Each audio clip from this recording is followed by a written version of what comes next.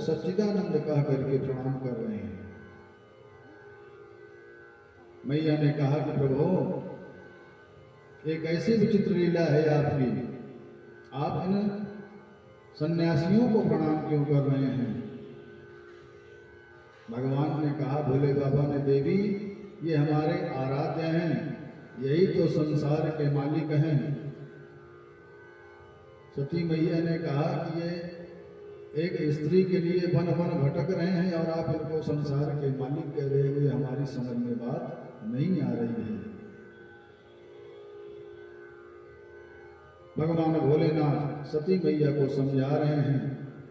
सती जी की समझ में कुछ आ ही नहीं रहा है। क्यों नहीं आ रहा है? क्योंकि भगवान की माया है, हरि की माया है। देखिए, समझाते भी वही हैं और न समझने की गति भी वही देते हैं। किसी को थोड़े में समझ आ जाता है और किसी को कभी कभी बहुत समझाया जाए लेकिन बिल्कुल समझ में नहीं आता है। भगवान भोलेनाथ सती मैया को बहुत समझाया लेकिन सती मैया ने कुछ समझने का प्रयास ही नहीं किया।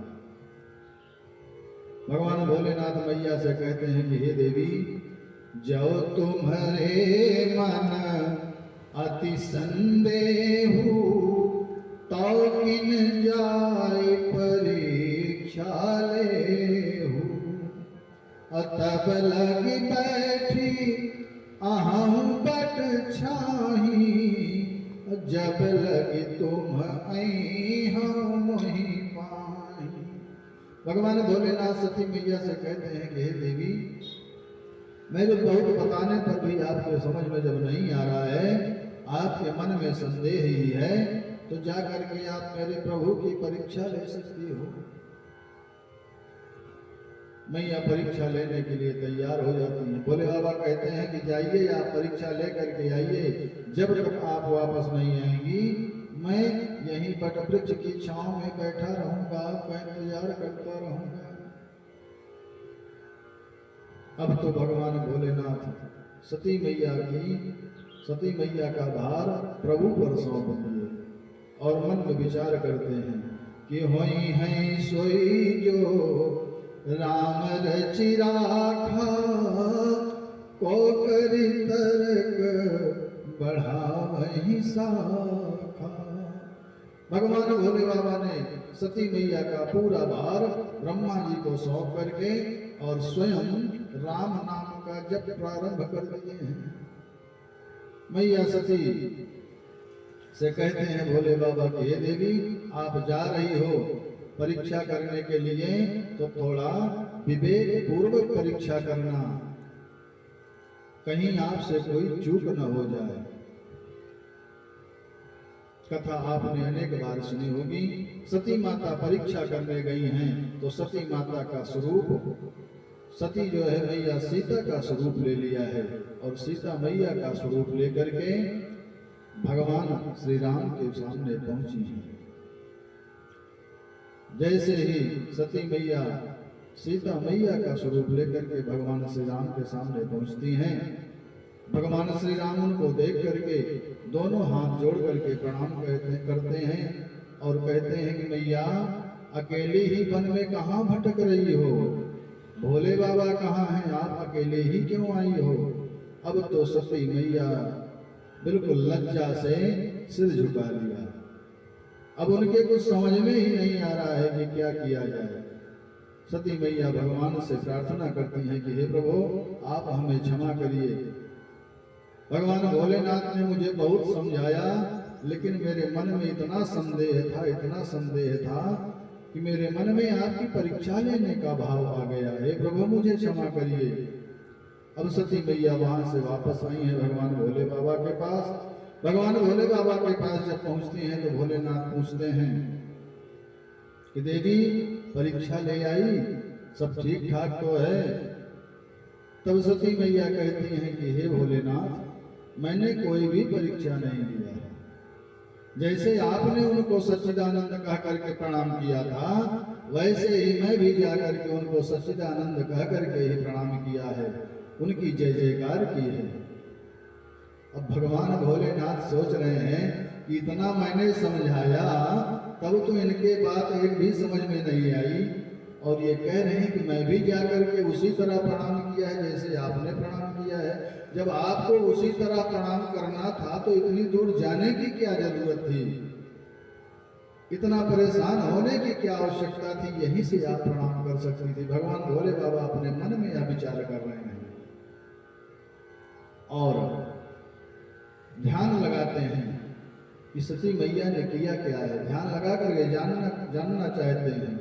तब शंकर देखे उधरि ध्याना, सती जो कीन चरित सब जाना। बाहुरी राम मायहि सिरुनावा, अप्रेरी सती यही झूठ कहा। भोले बाबा ने जब अपना ध्यान लगाया और ध्यान लगा करके देखा कि सती जी जो कुछ भी कह रही हैं सब झूठ ही कह रही हैं, अब तो सब भार जो है भगवान पर छोड़ देते हैं कि अब जो भी इनकी व्यवस्था हो भगवान जाने। बाबा ने प्रभु की माया शक्ति को प्रणाम किया, जिन्होंने सती माता को प्रेरित किया कि ऐसा बोलना। भगवान की ही माया है कि जो सती मैया के मन में संदेह हुआ और आकर के फिर यहाँ भगवान से झूठ बोल रहे हैं। एक कल्प की नवीन कथा का जन्म होना था ना, इसलिए भगवान की माया ऐसी हुई और सती मैया को ऐसा करना पड़ा। श्रेष्ठ के हर व्यवहार में एक लीला होती है। भगवान की हर लीला में एक कथा है, हर कथा में एक प्रकाश है। हम जो जानते हैं उससे भी अलग है, और वो क्या है? जो प्रभु ने और शिव जी ने मिल करके बनाया है। सती जी का नवीन अवतरण होना है, इसलिए ऐसी व्यवस्था बनाई गई है। और भोले बाबा ने अपने मन में संकल्प लिया। भोले बाबा के मन में संकल्प आया और शिव बाबा ने संकल्प ले लिया क्या कि यही तन सती भेंट अब नाही, शिव संकल्प कीन्ह मन माही। भगवान भोलेनाथ ने संकल्प लिया कि हे सती, इस शरीर से अब हमारा और तुम्हारा पति पत्नी स्वरूप में भेंट नहीं होगा। भोले बाबा ने मन में संकल्प ले लिया और शिव जी ने संकल्प ले लिया। जैसे ही मन में संकल्प लिया, आकाशवाणी होती है, भोले बाबा की प्रशंसा होती है कि धन्य है शिव बाबा, हे भोलेनाथ आप धन्य हैं और आपकी भक्ति भी धन्य है। आपकी भक्ति की दृढ़ता, ऐसा कठोर संकल्प कौन ले सकता है? जो आपने संकल्प लिया, आपके अलावा कोई यह संकल्प नहीं ले सकता है। आप धन्य हैं, धन्य हैं।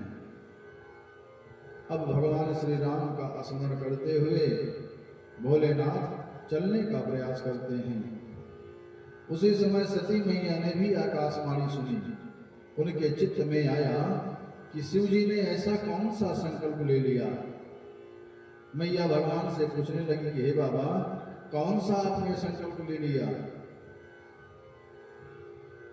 ध्यान रखिए, पहले तो जल्दी संकल्प कुछ लेना ही नहीं चाहिए, और जब कुछ संकल्प लें तो उसका बहुत प्रचार प्रसार नहीं करना चाहिए। जब कार्य संपन्न करने की स्थिति आ जावे तब संकल्प उजागर होना चाहिए। भोले बाबा ने संकल्प लिया। मैया पूछ रही हैं, भोले बाबा कुछ बता नहीं रहे हैं। और जाकर के भगवान क्या करते हैं? ध्यान में बैठ जाते हैं। समाधि लगा करके भोले बाबा अब बैठ गए।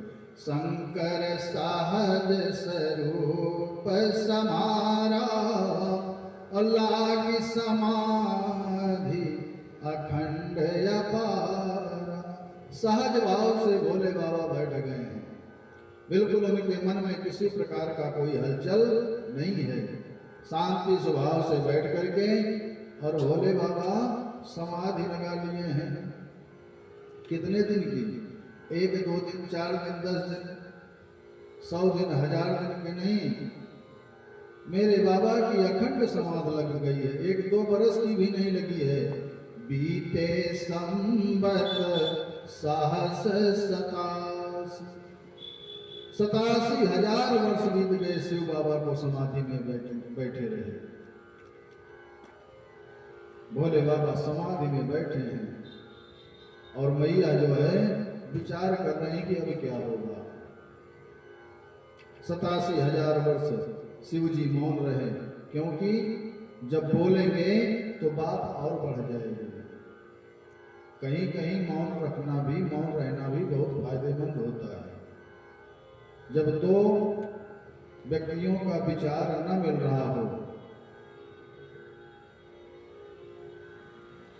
किसी भी प्रकार की आपस में कोई विपरीत बातें हो रही हो, तो एक को मौन हो जाना चाहिए। भोले बाबा ने इसीलिए मौन धारण कर लिया, समाधि लगा लिया कि जब कोई बातचीत करेंगे ही नहीं तो बात यहीं की यहीं रुक जाएगी, बात आगे नहीं बढ़ेगी। और भगवान का नाम जपने लगे। राम नाम शिव सुमिरन लागे। भगवान भोलेनाथ समाधि में बैठ करके भगवान का स्मरण करने लगे। 87,000 वर्ष बीत गए, समय बीतता गया। मैया परेशान हैं, बाबा की सेवा में लगी हैं।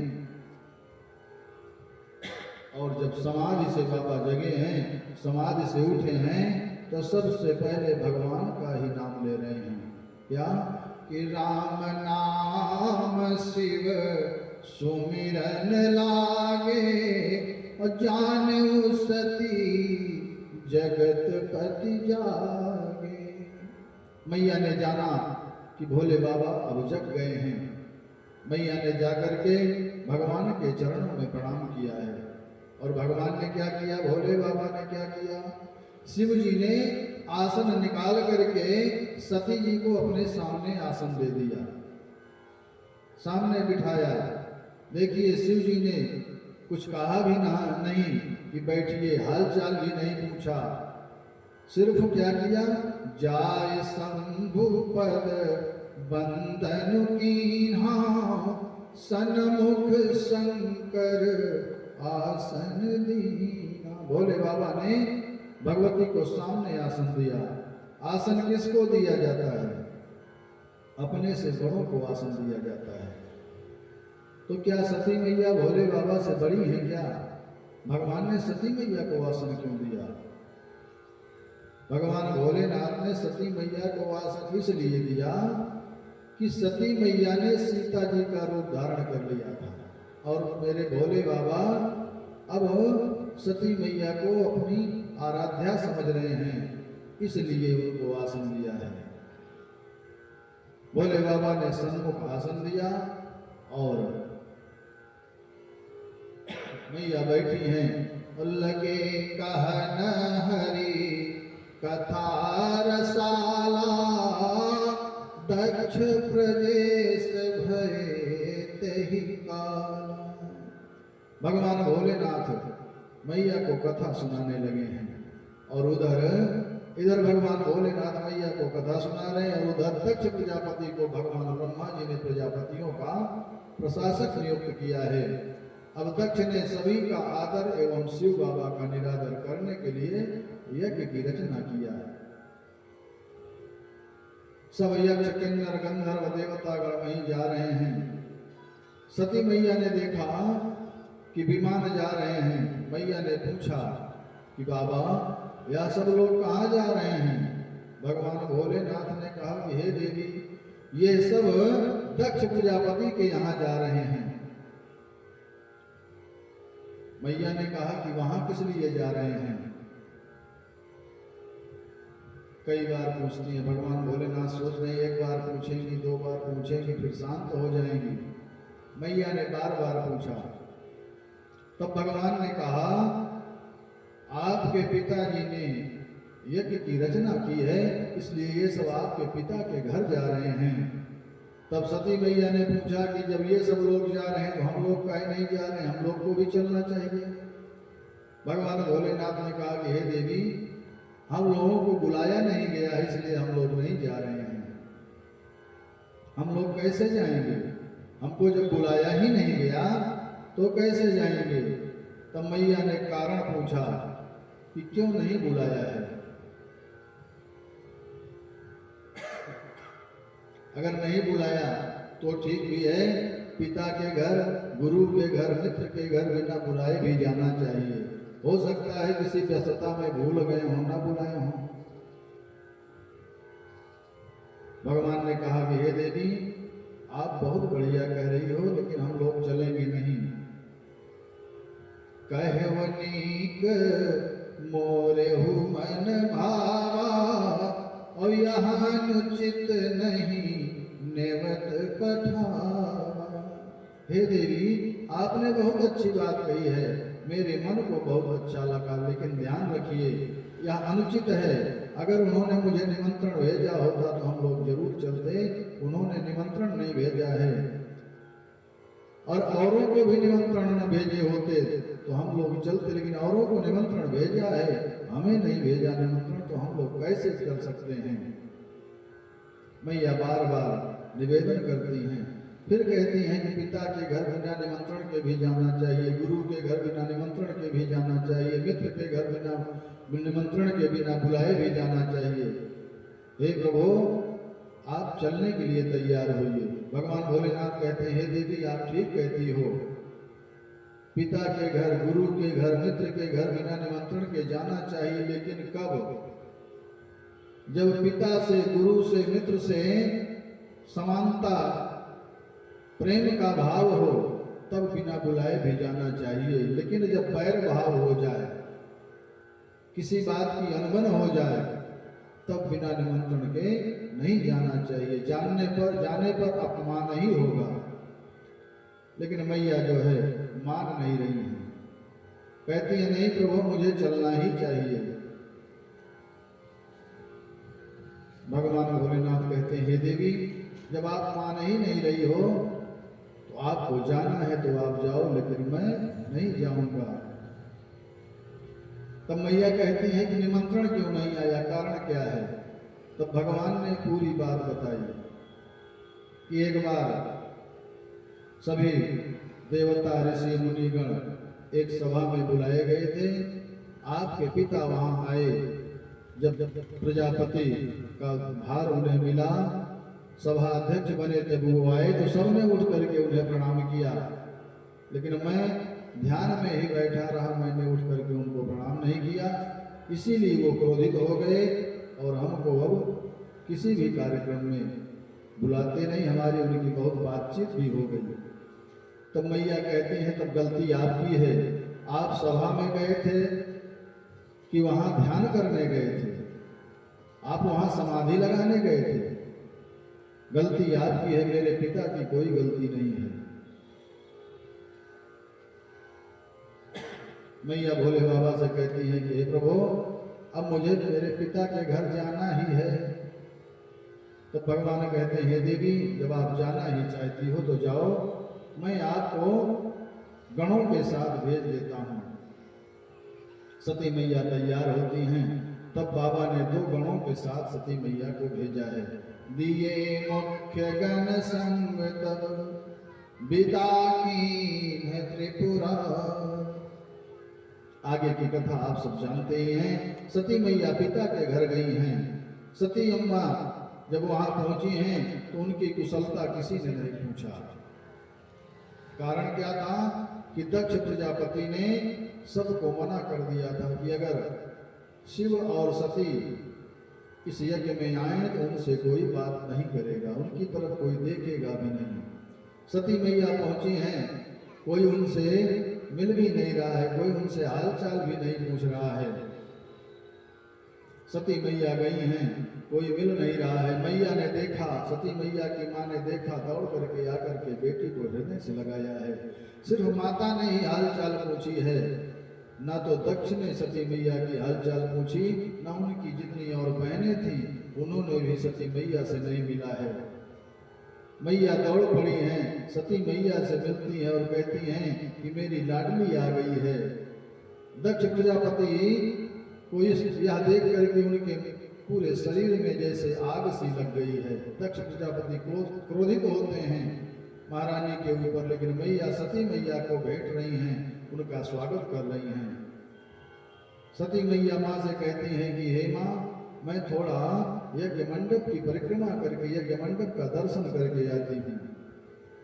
सती मैया की माता जान रही है कि अगर यह यज्ञ मंडप का दर्शन करने परिक्रमा करने गई तो समझो कि अनर्थ ही होने वाला है।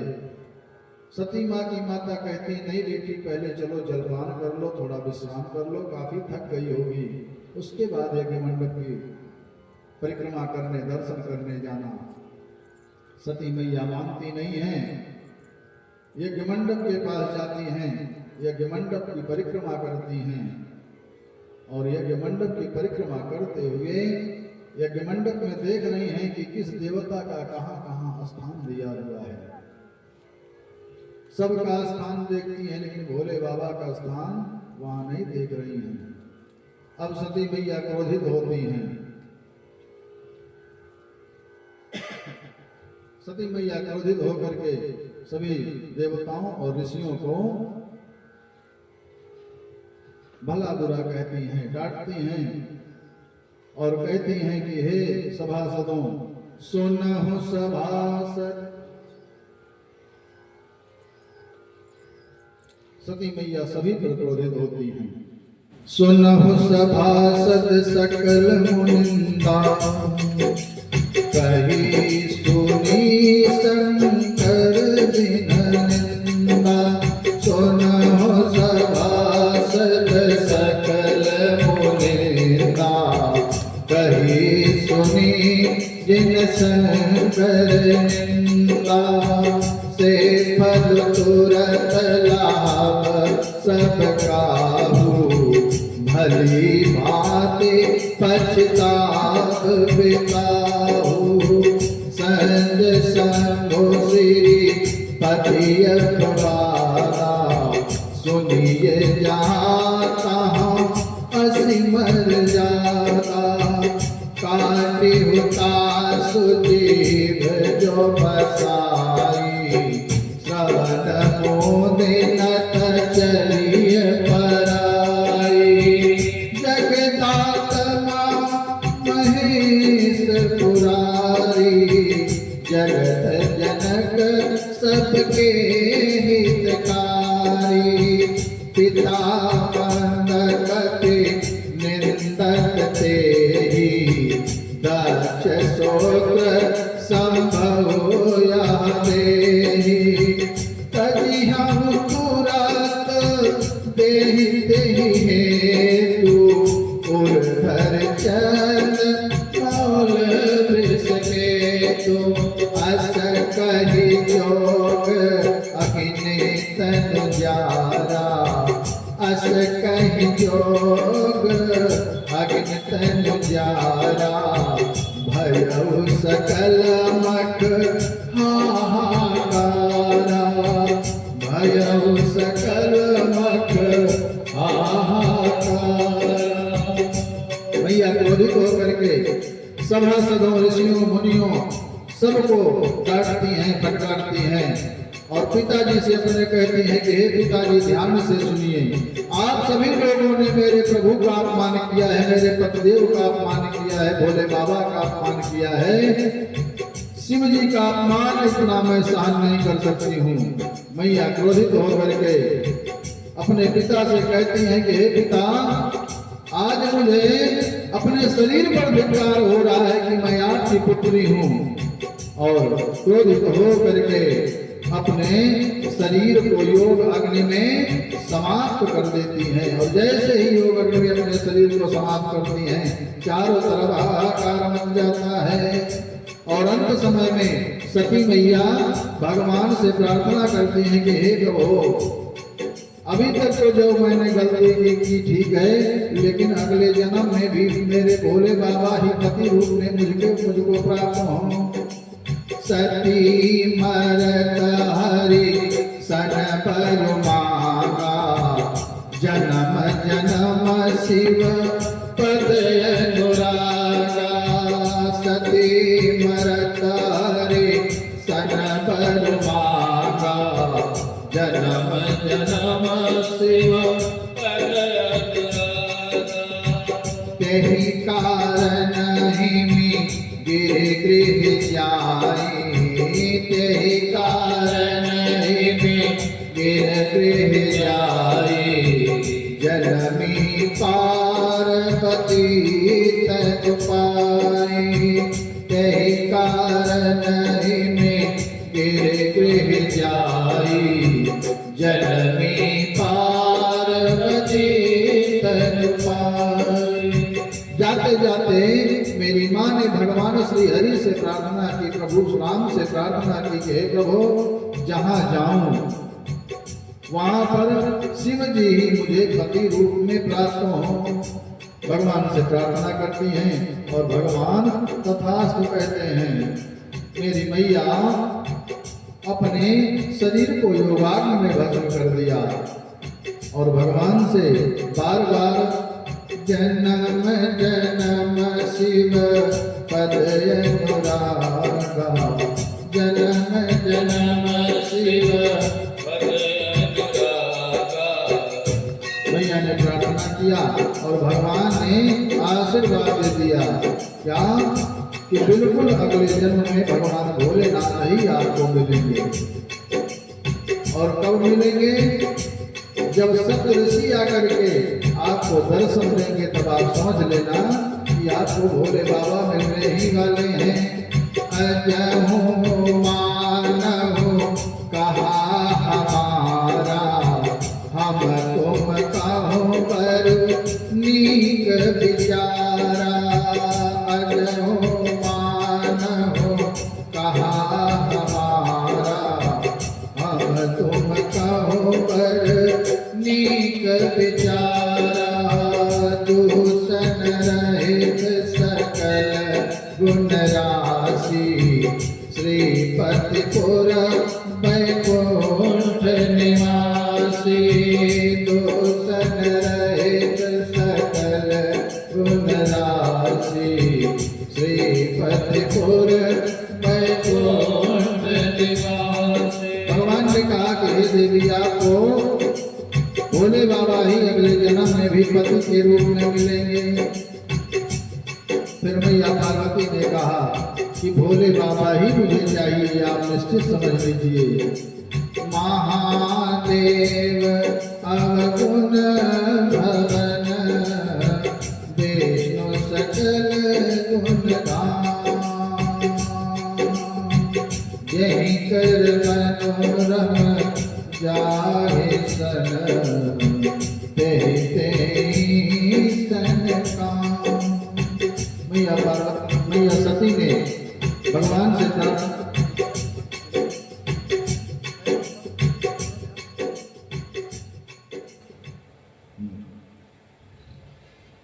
मैया सती प्रभु से प्रार्थना करती हैं कि हे प्रभु मुझे हर जन्म में भोले बाबा ही प्राप्त हो।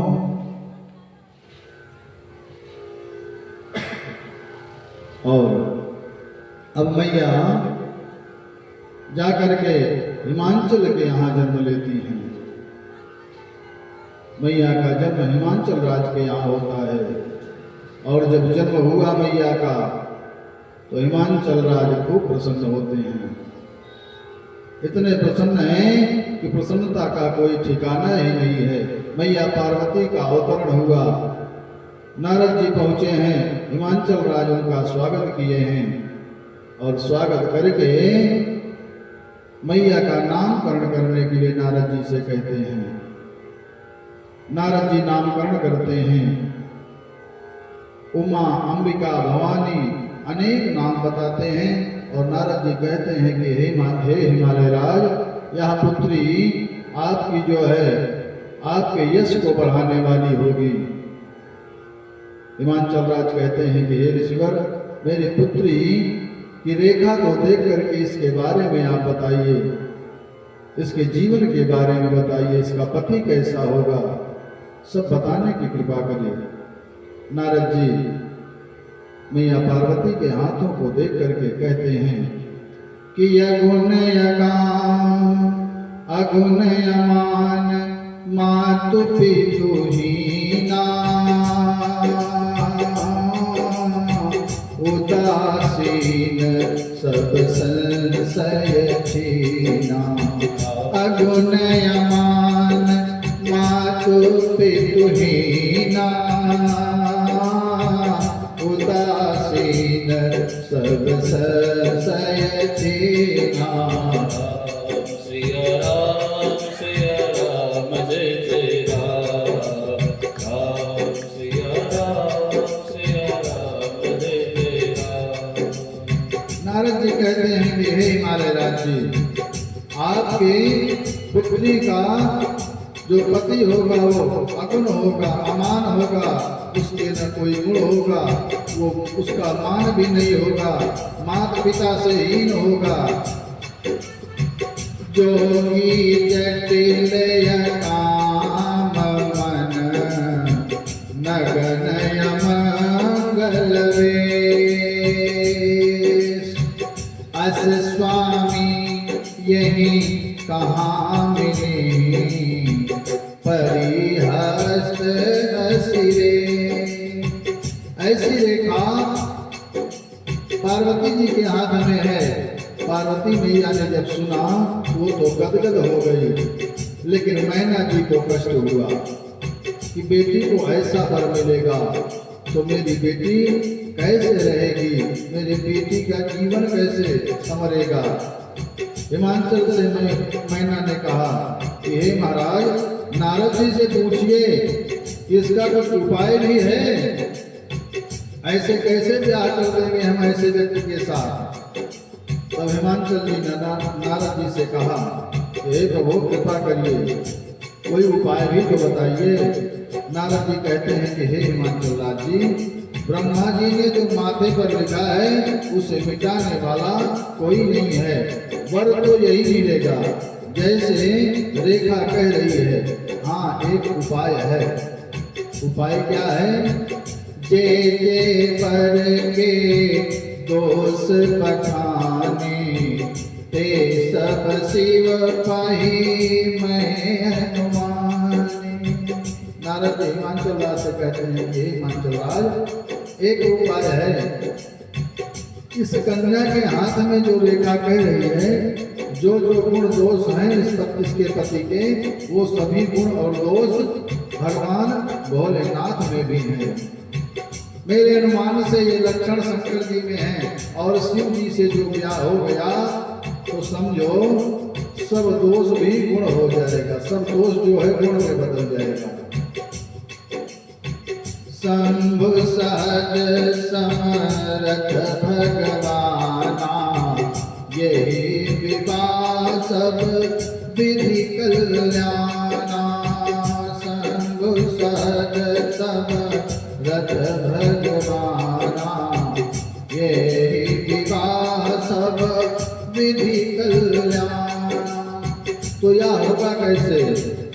हिमाचल राज जी नारद जी से कहते हैं कि हे प्रभु, यह संभव कैसे है? क्या भोले बाबा मेरी बेटी से विवाह करेंगे क्या? तब नारद जी ने कहा कि बिल्कुल करेंगे, आपकी बेटी तपस्या करेगी, तपस्या से सब कुछ संभव है। तब शिव जी ने, तो आपकी बेटी तपस्या करेगी, भगवान भोलेनाथ को प्रसन्न करेगी, तब शिव जी निश्चित विवाह करेंगे, विवाह हो सकता है।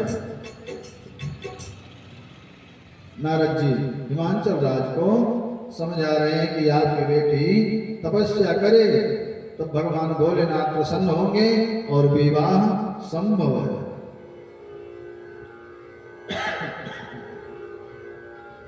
मैया थोड़ी बड़ी हुई हैं, नारद जी आगे बढ़े हैं, समय आया है।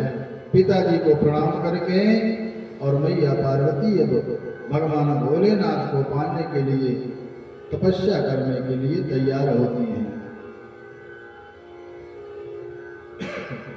उर्धारी उमा प्राणपति चरना, जाए विपिन लागी तप करना उर्धारे उमा प्राण पद चरना जाए बिपिन लागी तप करना अति सुकुमार न कर्म तप जो पति पद सो मेरे तजो सब हो।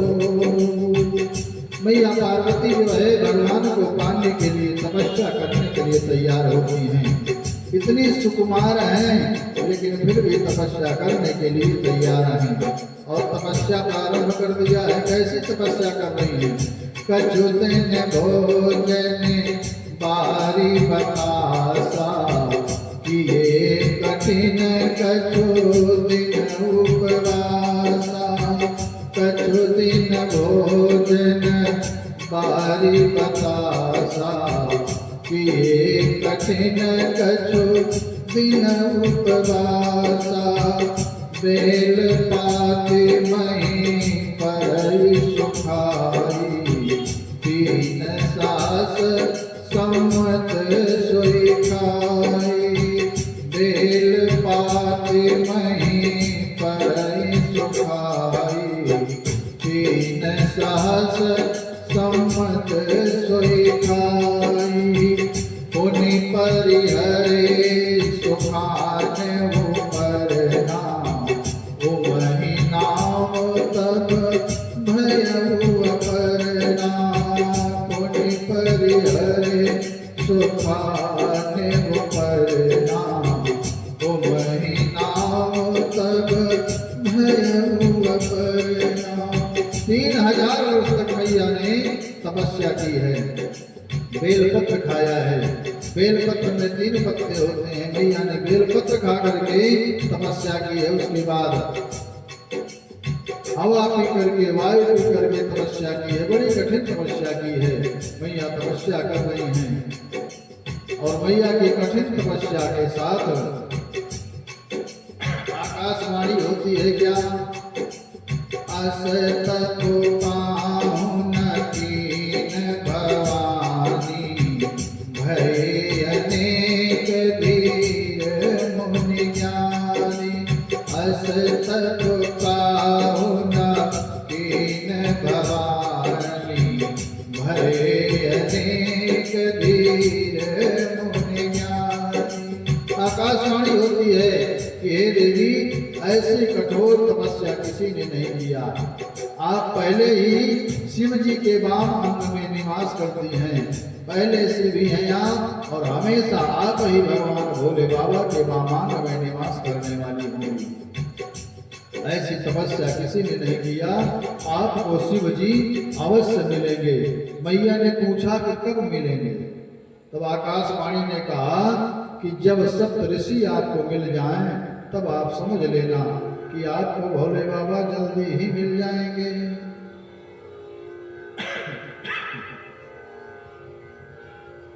शिव जी के मन में वैराग्य हुआ। भगवान भोलेनाथ भी तपस्या में ही रत हैं और उधर मैया पार्वती भी तपस्या में रत हैं। सती अम्मा ने जब शरीर त्यागा था तब बाबा के मन में वैराग्य हुआ और वह वैराग्य अब तक भी उपस्थित है।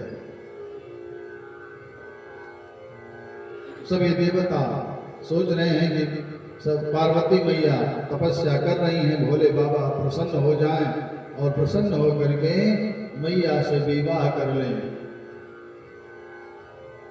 सभी देवता जाकर के भगवान विष्णु से कहते हैं कि हे प्रभु, पार्वती मैया तपस्या कर रही हैं और भगवान भोलेनाथ तो विवाह करना ही नहीं चाहते हैं। आप ही चाहेंगे तो सब संभव हो सकता है। भगवान नारायण शिव जी के पास जाते हैं और भगवान भोलेनाथ से कहते हैं, भोले बाबा, हिमाचल राज की पुत्री तपस्या कर रही हैं, आपसे विवाह करना चाहती हैं, आप उनसे विवाह जरूर करिए। आप हमें वचन दीजिए कि आप विवाह करेंगे। भोले बाबा कहते हैं, प्रभु उचित तो नहीं है, क्योंकि एक बार विवाह मैंने किया था। एक बार विवाह करके मैं खूब भोग लिया हूँ प्रभु। अब दोबारा विवाह करने के लिए मत कहो। शिव जी ने 7 शब्दों में राम जी को, भगवान नारायण को मना कर दिया। कहा शिव यद्यपि उचित यस नाही, नाथ बचन पुनि में तिन जाही।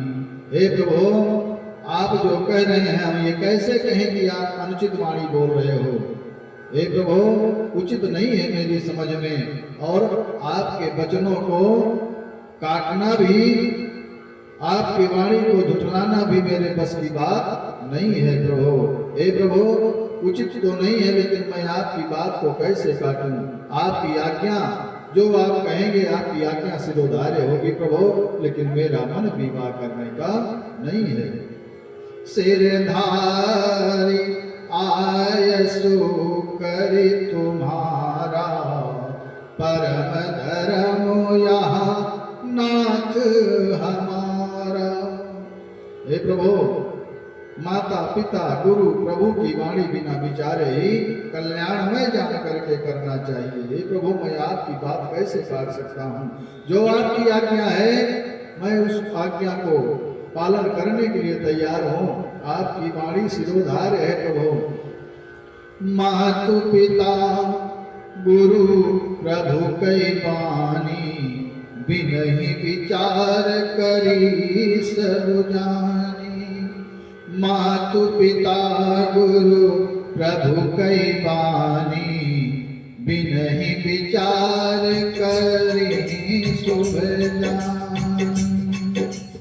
तुम सब भांति परम हितकारी, तुम सब भांति परम हितकारी। आज्ञा सिर पर नाथ तुम्हारी, आज्ञा सिर पर नाथ तुम्हारे। हे प्रभु, आपकी आज्ञा सिरोधार्य है। शिव जी ने मानो हाँ कर दिया। अब प्रभु कहते हैं कि मेरी यह बात हृदय में धारण करिएगा जरूर, और मैं अब जा रहा हूँ। शिव जी ने कहा कि ठीक है प्रभु, आपकी जो आज्ञा है, आपकी आज्ञा सिरोधार्य है, अब आप पधारें। अब यहाँ एक समस्या है कि भगवान भोलेनाथ विवाह करने के लिए तैयार तो हो गए, लेकिन विवाह का प्रस्ताव लेकर के जाए कौन।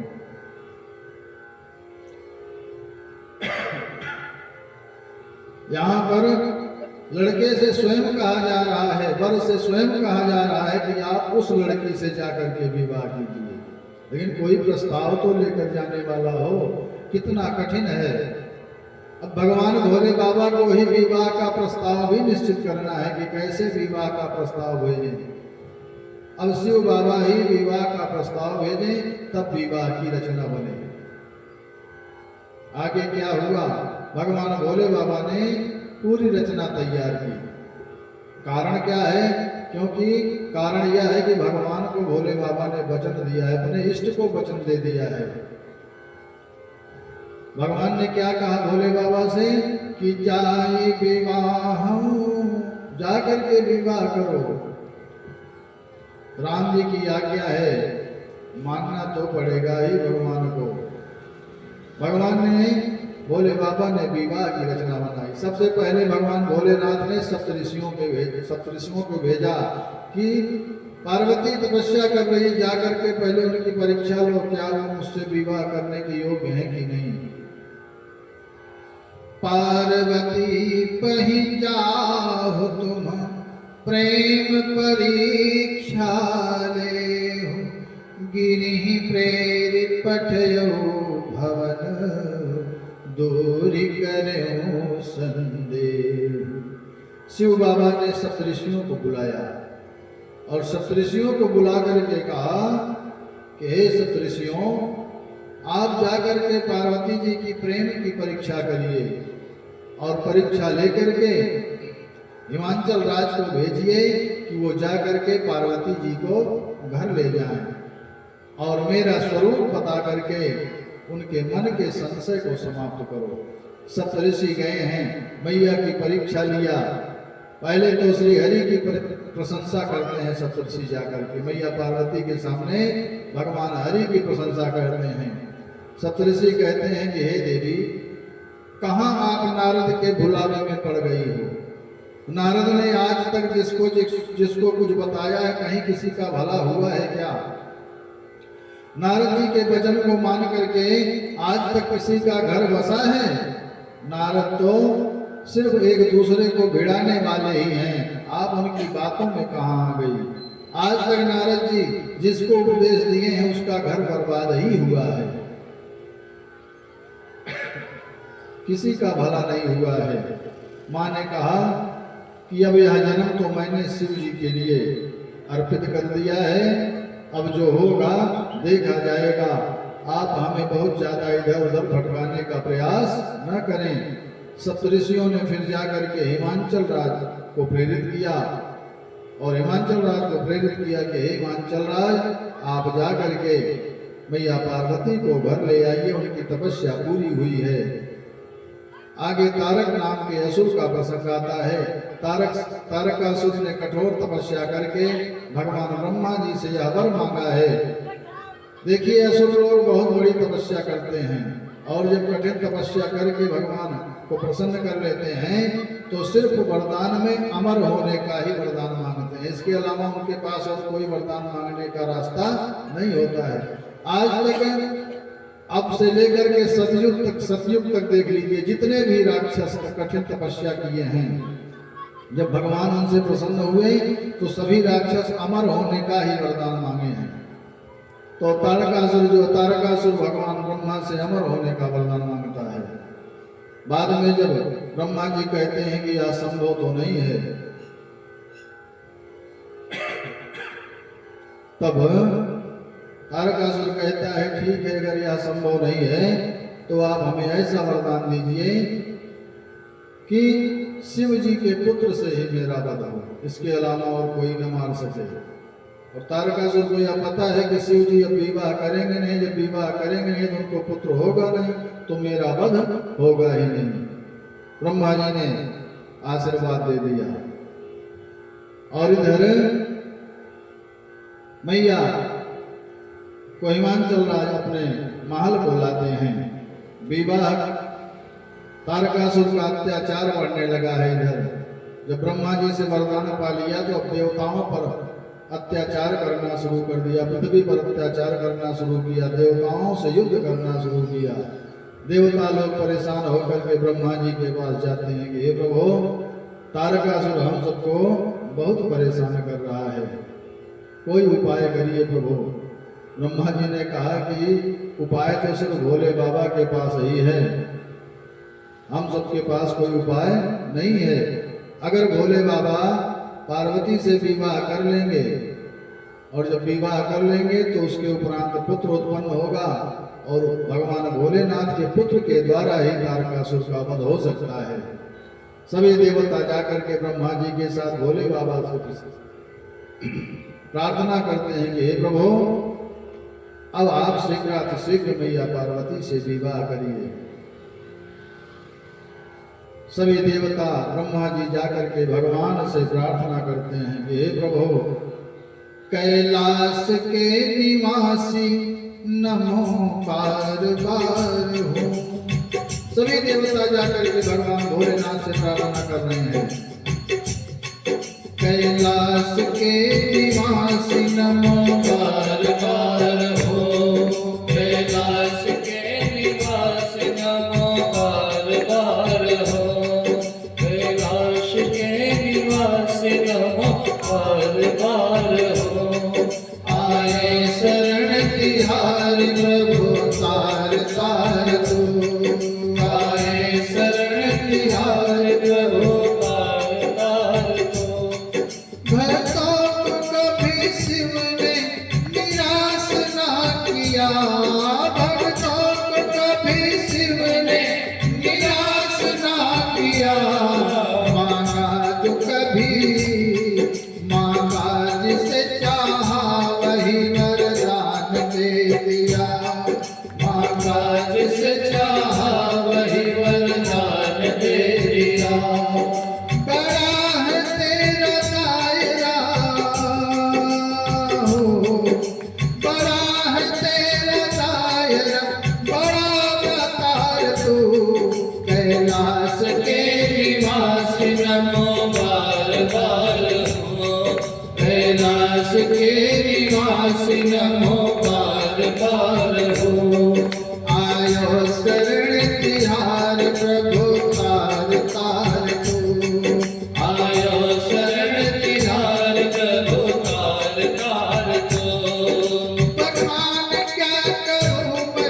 रसों की ढेर का, लिपटी विभूति में है खजाना कुबेर का, लिपटी विभूति में है खजाना कुबेर का।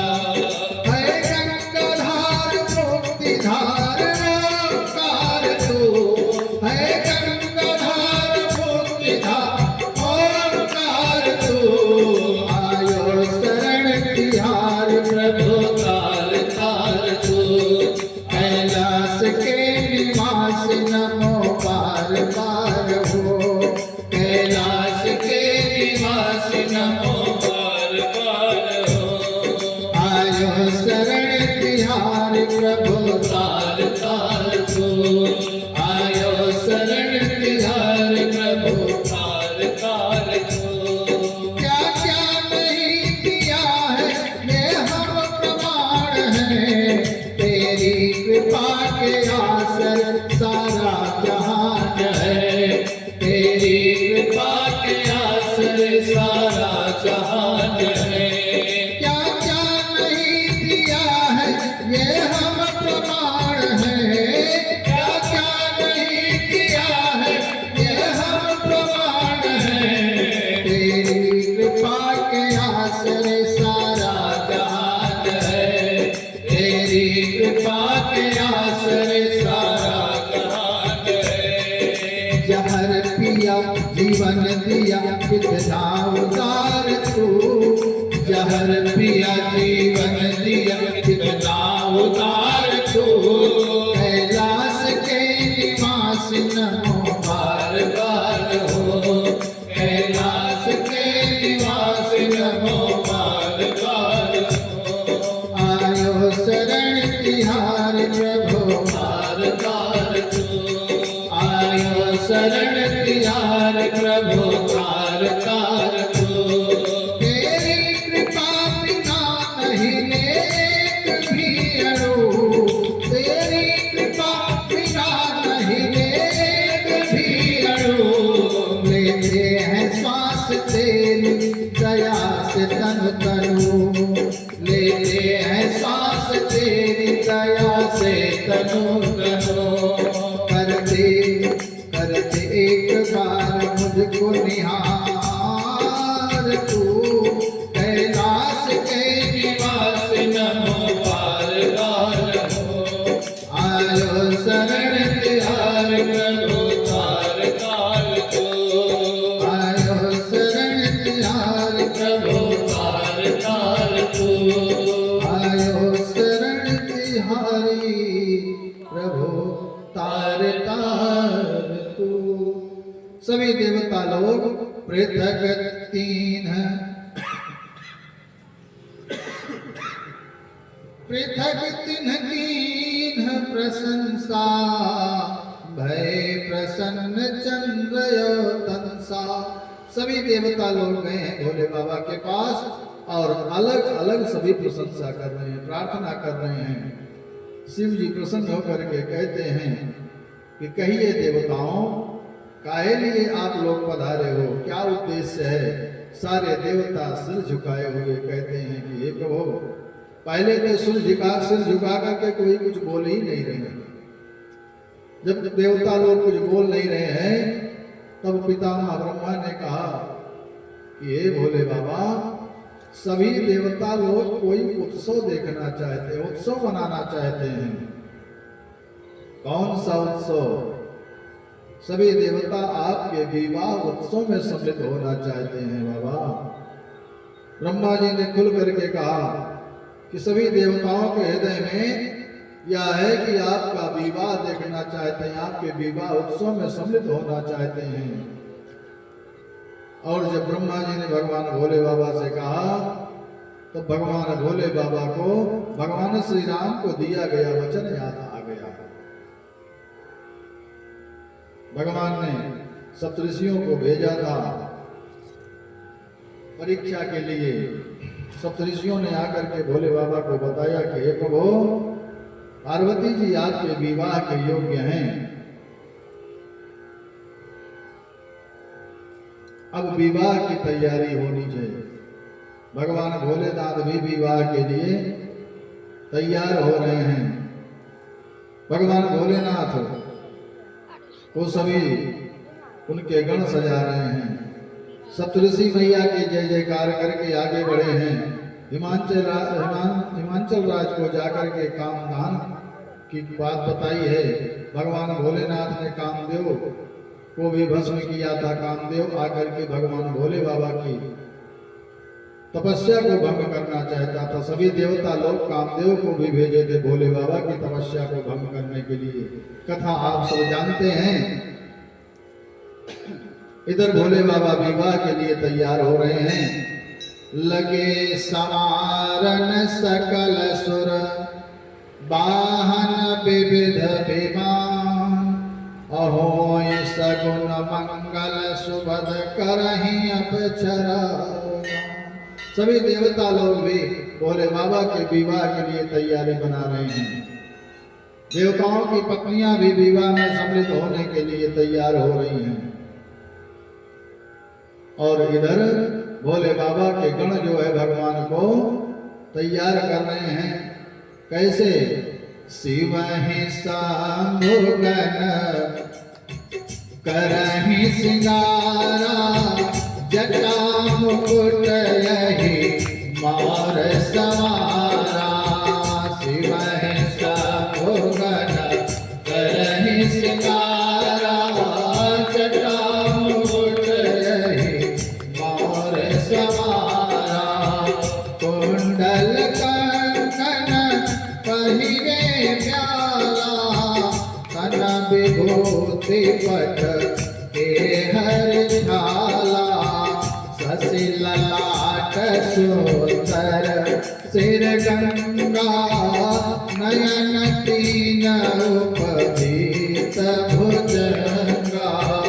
गरल कठौर नर सिर माला, अशिव बेश शिव धाम कृपाला।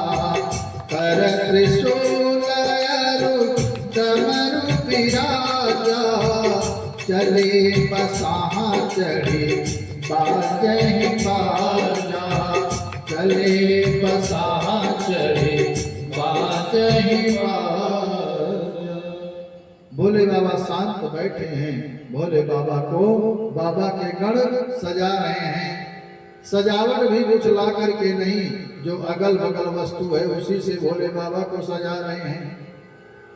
कामदान के समय जो जटाएं बिखर गई थी, उन जटाओं को गणों ने बांध दिया है।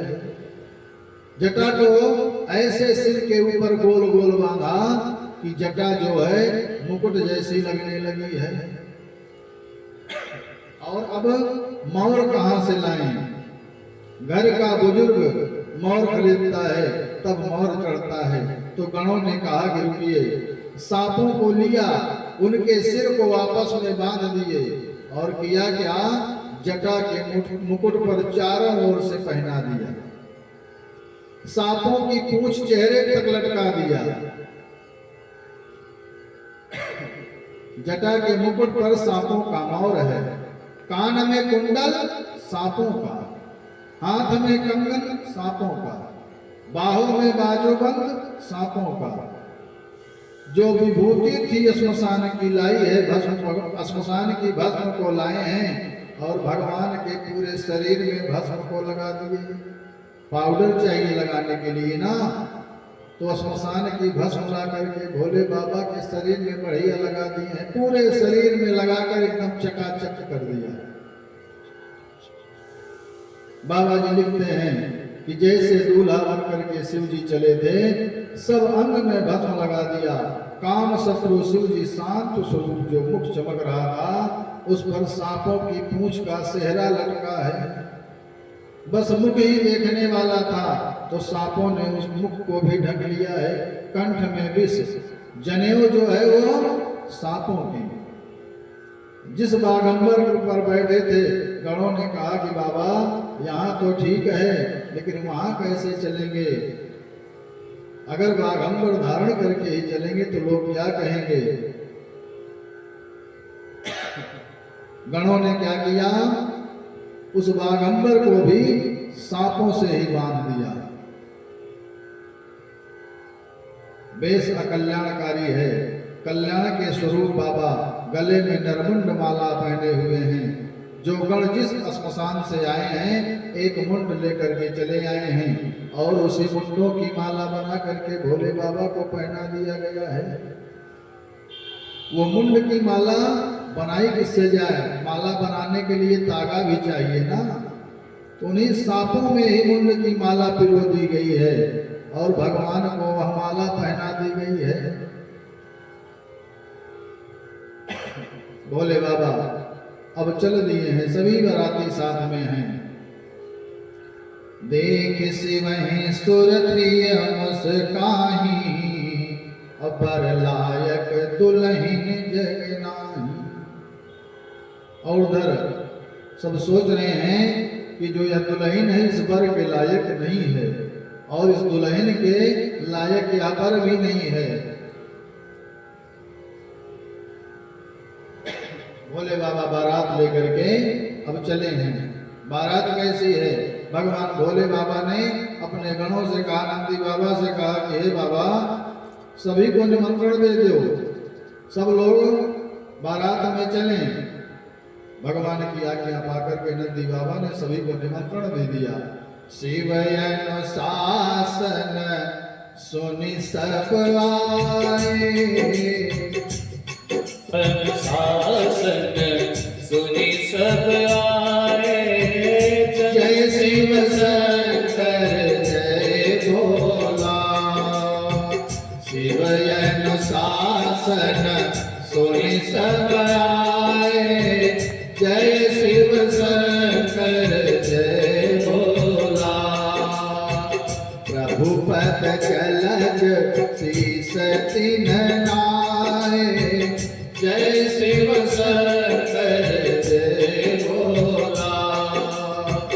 नाना वाहन नाना वेशा, नाना वाहन नाना वेशा, जय शिव शंकर जय भोला। नाना वाहन नाना वेशा, जय शिव शंकर जय भोला। बिह से शिव समाज निधि देखा, जय शिव शंकर जय भोला। शिव बाबा ने अपना समाज देखा और अपने समाज को देख करके बड़े जोर से हंसे हैं। काहे को हंसे भोले बाबा? अपने समाज को देख रहे हैं। कैसा है समाज भोले बाबा का?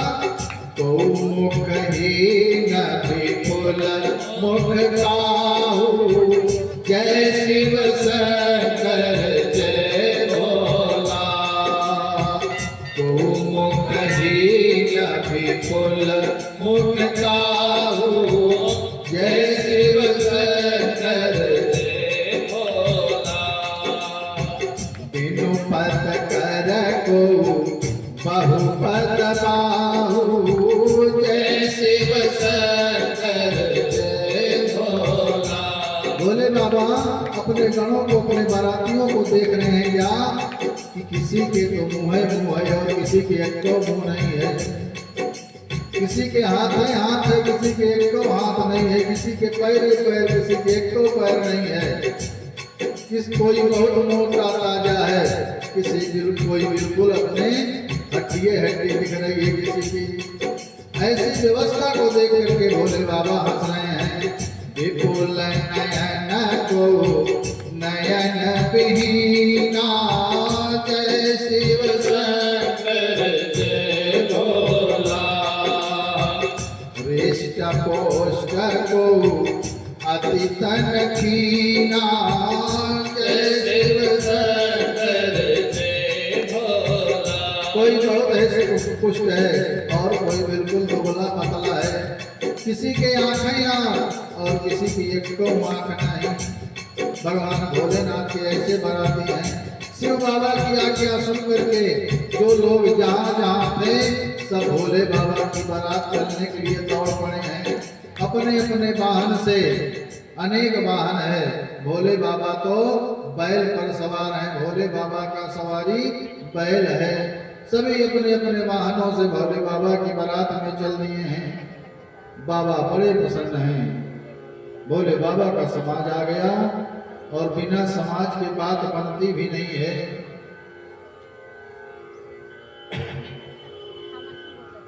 बाबा जी आगे आगे क्या कहते हैं? तन खीन कौवत पीन पावत, कौआ पावन गति धरे, भूषण कराल कपाल कर सब सत्य सोनित तन भरे, खर स्वान सुवर श्रीकाल मुख गण, बेसय गणित को गणे, बहुजिनस प्रेत पिशाच जोगी, जमात बरनत नहीं बने। दुबला पतला मोटा, कोई पवित्र है कोई अपवित्र है, कोई बहुत मोटा लग रहा है और कोई बहुत दुबला, किसी की हड्डियां ही हड्डियां दिख रही हैं। सब लोग बारात में चल रहे हैं। कोई रख छुपे हुए है, किसी को कपड़िया कपड़िया दिख रही है, किसी का बड़ा मुख, किसी का छोटा मुख, किसी का मुख सुअर का, किसी का गधे का। अनेक प्रकार के विचित्र बाराती भोले बाबा के चल रहे हैं और सब बड़े प्रसन्न हैं, नाचते गाते हुए जा रहे हैं। नाचहि गावहि गीत, परमत रंगी भूत सब, नाचहि गावहि गीत, परमत रंगी भूत सब, देखत अति विपरीत,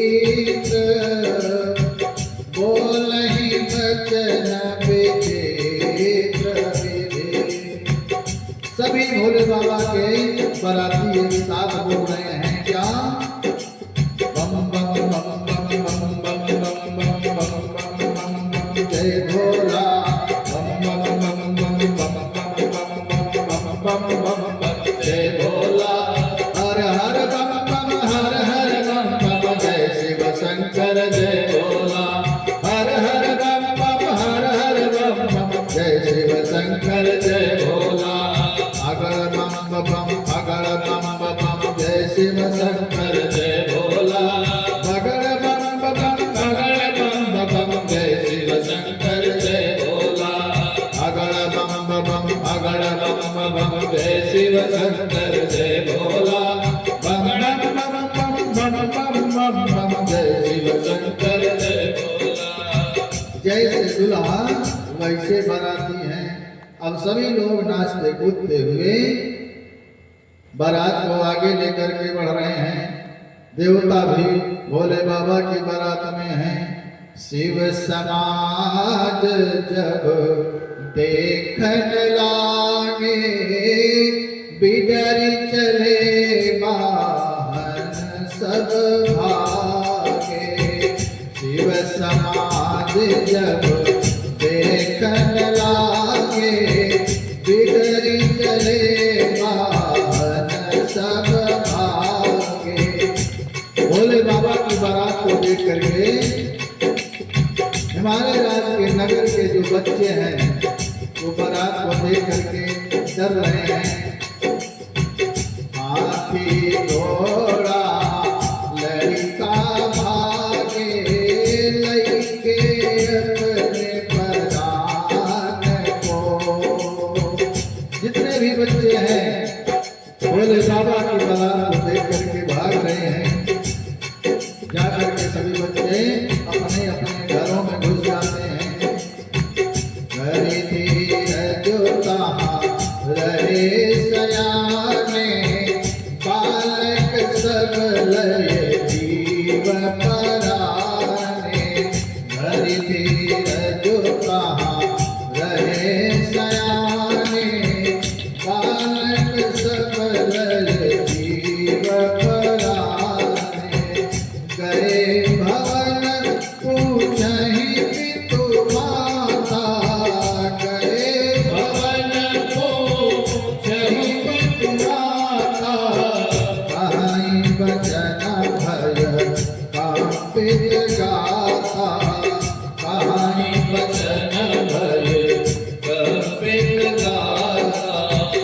बच्चे जब भाग करके अपने अपने घरों में भाग पहुंच जाते हैं तो माताएं पूछती हैं कि बच्चों बारात कैसी है।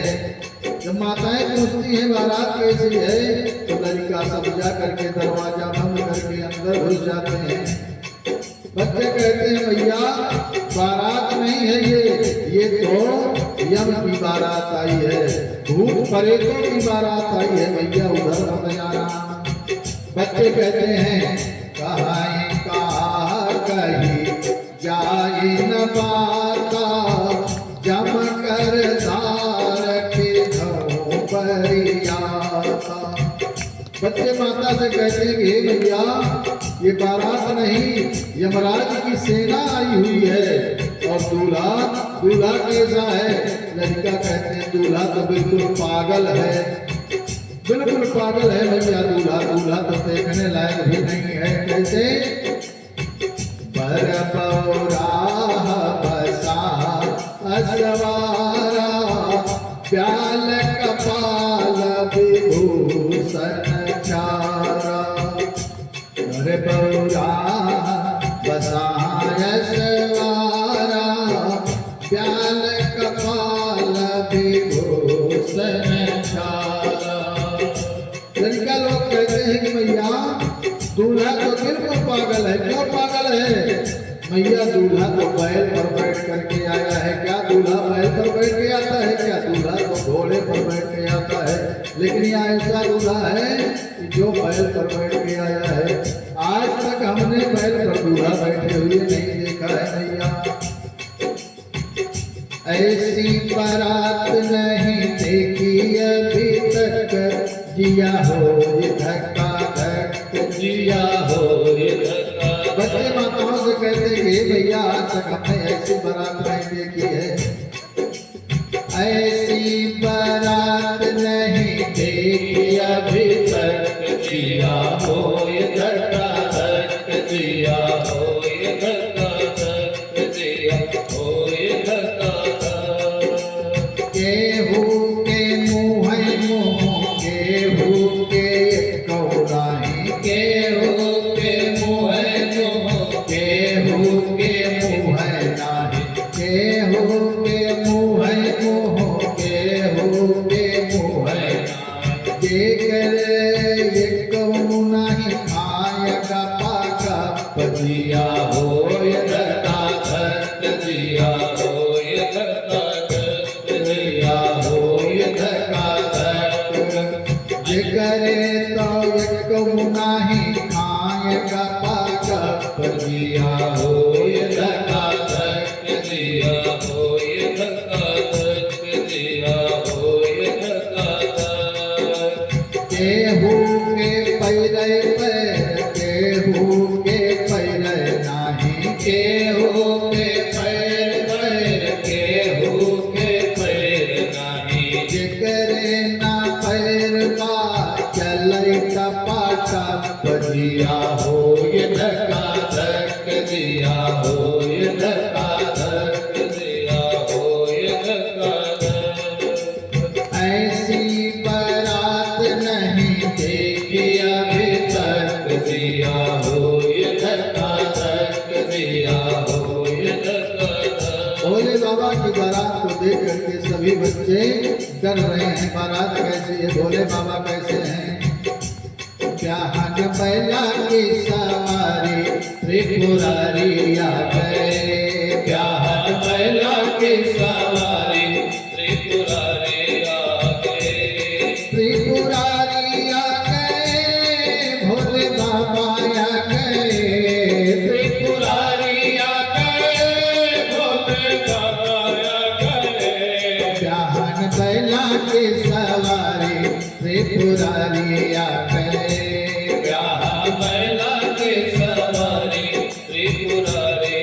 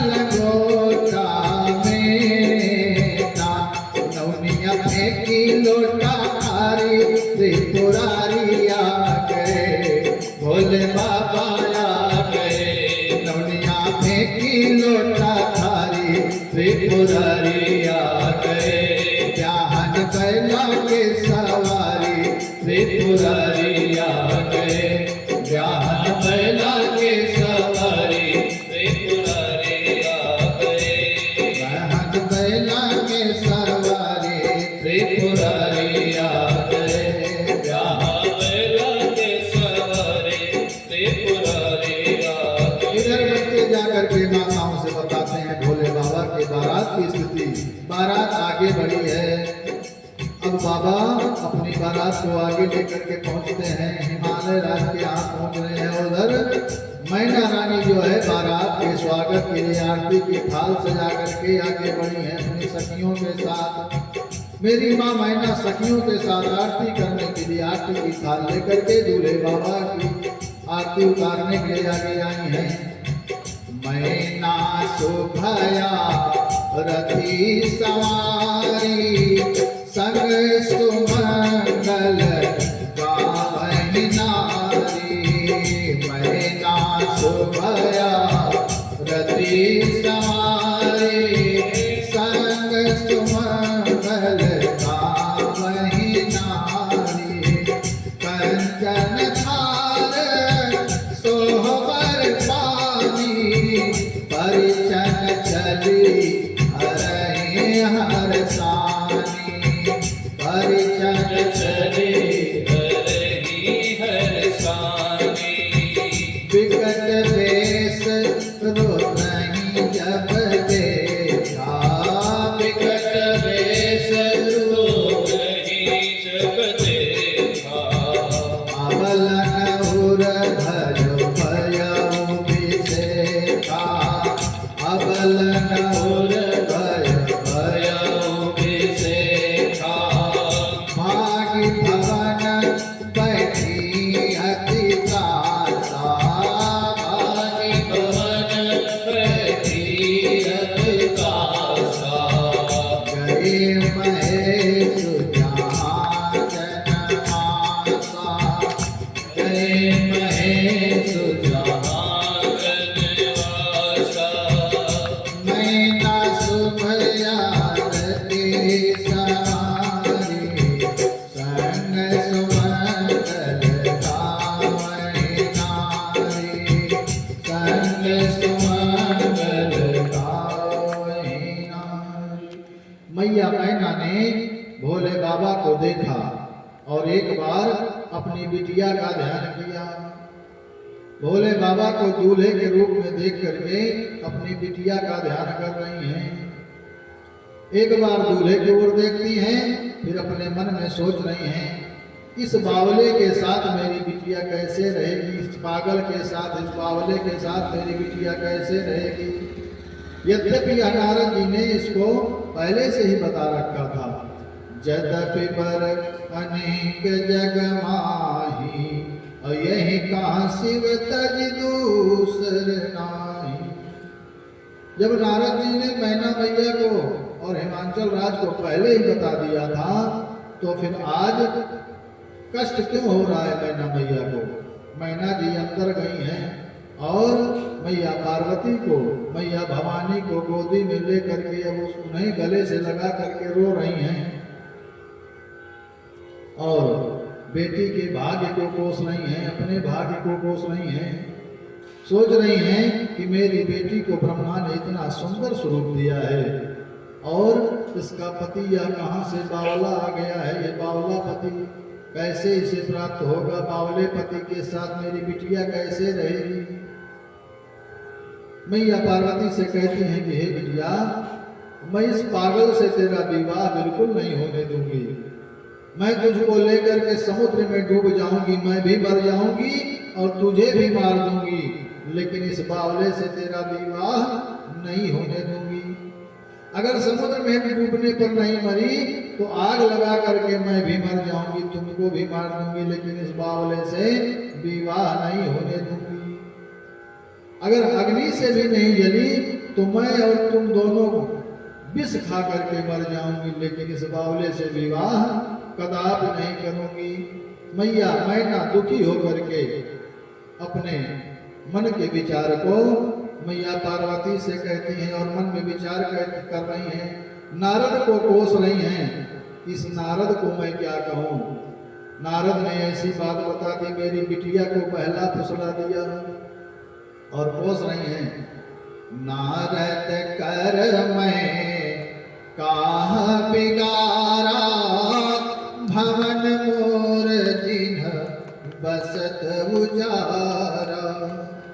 मैना मैया नारद को कोस रही है कि हे नारद, तेरा मैंने क्या बिगाड़ा था जो मेरा घर बसने के पहले ही तूने उजाड़ दिया।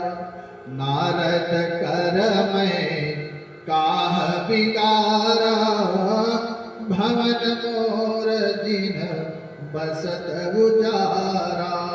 साँच उनके मोहन माया, उदासीन धनु धाम न जाया। हे नारद, तुझे तनिक भी दया नहीं आई।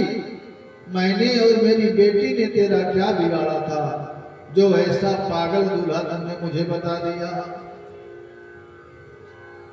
मैना जी नारद को खूब कोसती हैं। ब्रह्मा जी विष्णु जी आकर के मैना मैया को खूब समझाते हैं,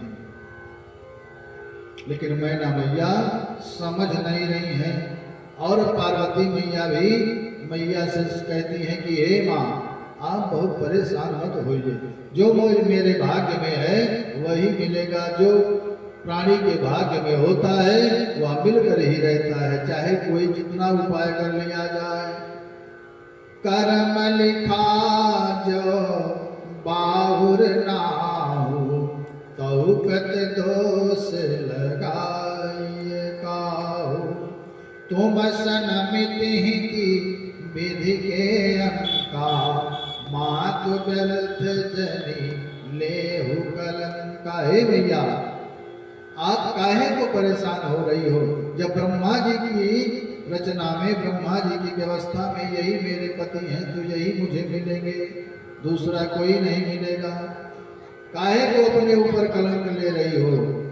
सुख तो सुख, दुख तो दुख, जो भी हमारे भाग्य में है वही मिलेगा। काहुन को सुख दुख कर दाता, निज कृत कर्म भोग सब भ्राता। जोग वियोग भोग भल मंदा, हित अनहित मध्यम भ्रम फंदा। हे भैया, आप परेशान मत होइए। मुझे उन्होंने दुख किया, मुझे उन्होंने दुख दे दिया, ये सब सोच विचार अपने मन में नहीं रखने की आवश्यकता है। जो जिसके भाग्य में है, जिसका जैसा कर्म होता है उसको वैसा ही फल मिलता है।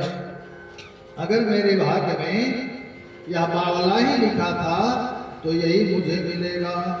हे मैया, ब्रह्मा जी के द्वारा जो लिखा गया है वो कर नहीं सकता है। मैया पार्वती मैना मैया से कहती हैं कि हे माँ, कर्मा की रेखा न्यारी। हे माँ, जो कर्मों की रेखा है, जो लिख उठी है, जो ब्रह्मा जी ने लिख दिया है वही मिलेगा। कर्मा की रेखा न्यारी, विघ्नाकारी नाय करे। कर्मा की रेखा न्यारी, विघ्नाकारी नाय करे। लख घोड़ा लख पाल की, सिर पर छत्र फिरे। लख घोड़ा लख पाल की, सिर पर छत्र फिरे। हरिश्चंद्र सत्यवादी राजा, निज घर वीर भरे।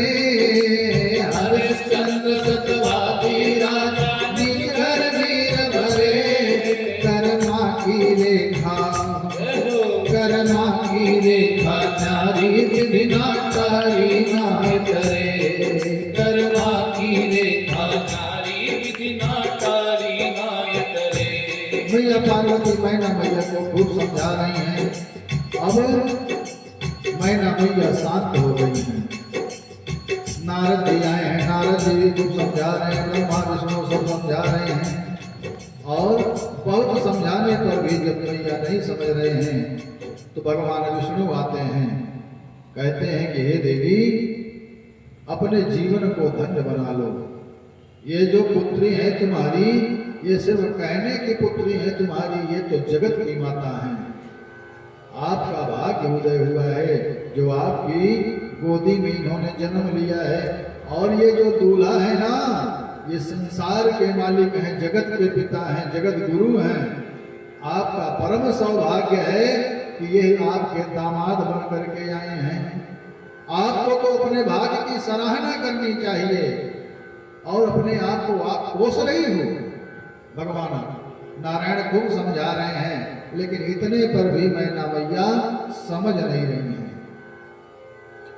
बहुत समझाने पर मैना मैया ने कहा, ठीक है प्रभु, आप इतना कह रहे हो तो मैं आपकी बात मानती हूँ, लेकिन एक शर्त है। शर्त क्या है? जा करके आप उनसे कह दो कि ये जो भयावह स्वरूप बनाए हैं, बढ़िया सुंदर स्वरूप धारण करके आए, तब तो मैं अपनी बिटिया का विवाह कर सकती हूँ। अन्यथा आप चाहे जितना समझाएं, मैं अपनी बिटिया का विवाह इनसे नहीं होने दूंगी। भगवान जाकर के भोले बाबा से कहते हैं, अरे बाबा, अब यह स्वरूप त्यागो। अगर विवाह करना है, दुल्हन पाना है तो थोड़ा सज धज जाओ, नहीं तो खाली हाथ है लौटना पड़ेगा, बारात वापस चली जाएगी। दुल्हन की मैया खूब नाराज है, आपको देखना नहीं चाहती है, आपको फूटी आंख भी नहीं देखना चाहती है। अगर दुल्हन चाहते हो, अपनी मर्यादा बचाना चाहते हो, तो थोड़ा सुंदर स्वरूप धारण कर लो। भगवान की बात को मान करके मेरे भोले बाबा सुंदर स्वरूप धारण किए हैं और अब मैना मैया तैयार हो गई हैं।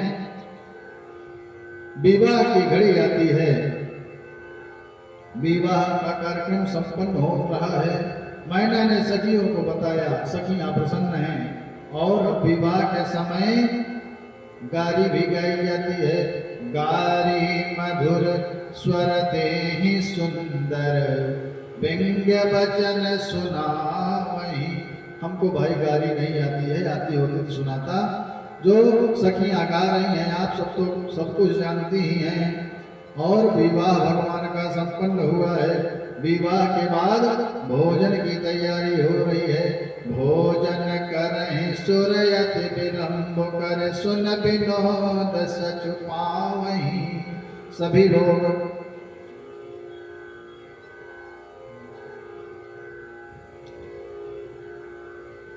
भगवान का विवाह संपन्न हुआ, सब लोग भोजन प्रसादी पाते हैं और उसके बाद विवाह संपन्न होने के बाद विदाई का समय आता है।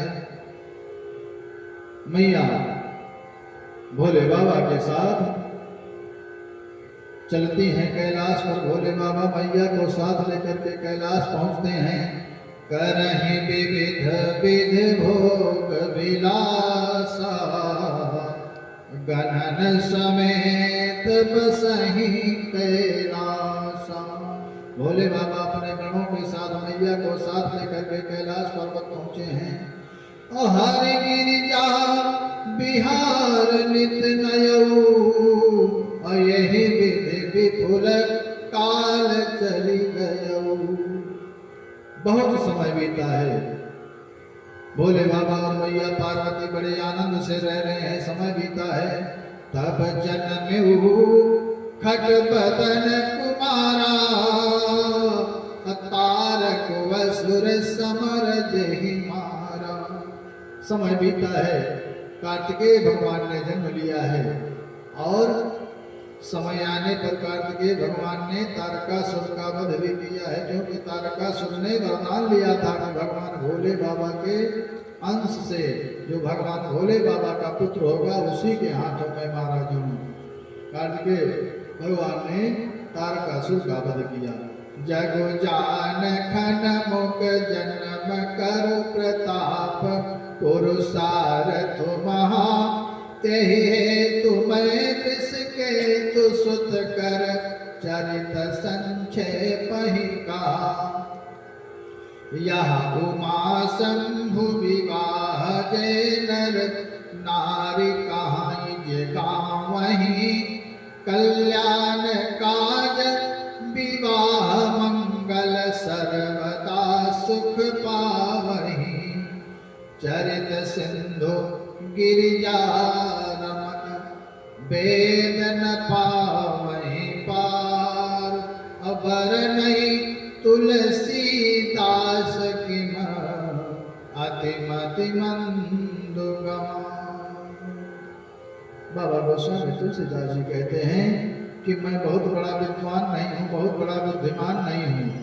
भगवान की जितनी कृपा बन सकी मैं भगवान भोले बाबा और मैया पार्वती के विवाह का प्रसंग सुनाने लिखने का प्रयास किया और यह दास भी भगवान से प्रार्थना करता है कि हे प्रभु आपकी कृपा जितनी बन सकी इस दास पर जितनी कृपा हुई भक्तों के बीच में आपके चरित्र को सुनाने का प्रयास किया। आगे कहीं भी जो त्रुटियां हुई हो हे प्रभु आप क्षमा करना, आप इस दास पर कृपा बनाए रखना। और आज की कथा अब यहीं पर विश्राम होती है। बोलिए श्री शिव शक्ति नारायण महायज्ञ की जय हो। बोलिए जंगली वीर बाबा की जय हो। बोलिए कथा में आए हुए सभी प्रत्यक्ष एवं अप्रत्यक्ष श्रोताओं की जय हो। बोलिए अपने अपने माता पिता की जय हो। आइए बड़े प्रेम से हम सभी भक्त मिलकर के भगवान नाम संकीर्तन करने का प्रयास करते हैं। भगवान नाम संकीर्तन करने के बाद से हनुमान चालीसा का पाठ और आरती के पश्चात ही प्रसाद ग्रहण करके ही अपने अपने प्रसाद को जाएंगे। आइए बड़े प्रेम से श्री राम जय राम जय जय राम सीता राम जय सीता राम। श्री राम जय जय राम